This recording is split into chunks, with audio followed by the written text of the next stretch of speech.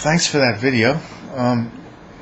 It's interesting. Some of it I don't quite understand, and I'll get to that in a second. But I want to comment first about courage.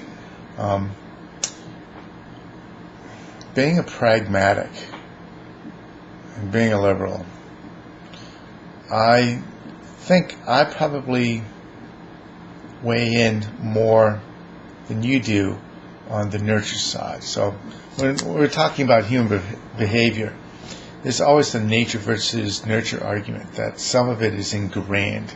And certainly, evolutionary psychologists try to study the commonalities of human behavior and try to figure out why people behave in certain ways and what's of evolutionary advantage given our history that may have conveyed. So there's the nature thing, there's also the nurture.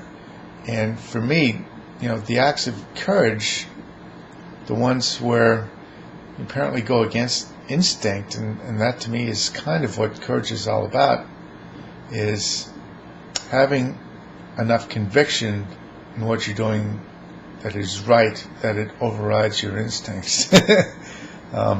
So, to me, I don't think that people are as different as we make them out to be. And saying one person is courageous, another person is cowardly, well, I think a lot of that is just due to circumstance and due to how much confidence a person has in the correct course of action.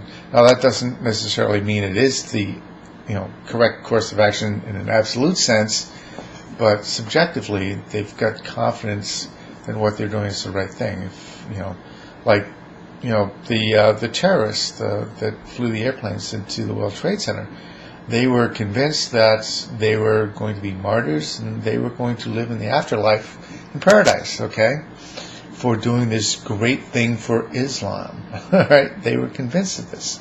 And this is how they were able to overcome their instincts, and flying a plane into a building is against every possible instinct there is to survival. Okay, people just don't do that. That's nature, but it was the nurture that overcame nature, which is, I guess you could say, it's an act of courage in a sense, but understanding that this courage comes from conviction, and of course, with Islamic terrorists, their conviction is delusion. All right, so I guess the thing I'm not really sure I understand is the connection between courage and fascism, because to me they seem like completely orthogonal. Fascism to me has always been a political system, not human behavior per se. Or courage is, I think of courage not as an attribute belonging to humans, but a concept for describing an act being kind of a noun, and then courage is an adjective. It took courage to do this. It's I don't see it as an attribute that you would attribute to a person. Okay, say this person is courageous.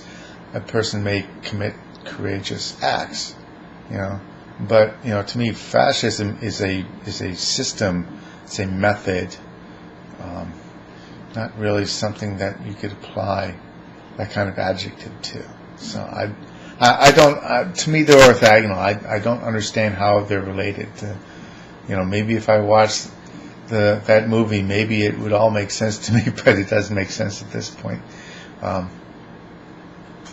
So, anyways, I guess that's all I wanted to say, was that to me, acts of courage are predicated on circumstance and conviction. As the same goes for cowardice. Okay, I don't see people as having those traits. I see people as exhibiting certain behaviors which we interpret as being courageous or cowardly, because of our understanding, or perhaps our lack of understanding. So anyways, that's all I'm going to say for now. Thanks. Bye.